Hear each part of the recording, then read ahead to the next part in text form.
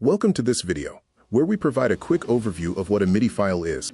At its core, a MIDI file is not audio.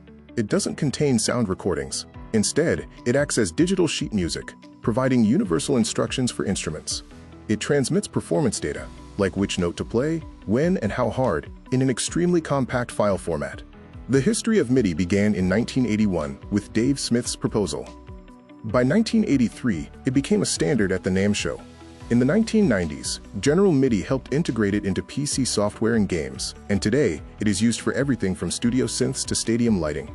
Key aspects of a MIDI file include note data, which handles on and off signals, velocity, which dictates the dynamics of a performance, and control change, which allows for real-time adjustments like volume and panning.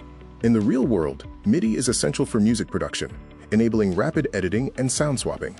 It is also vital for media and live shows, where it triggers lighting, powers interactive game audio, and helps create realistic virtual orchestras for film scores. Looking ahead, the future of MIDI lies in MIDI 2.0. Expect higher resolution, tighter timing, and seamless two-way communication, ensuring MIDI remains the essential backbone of digital music for years to come.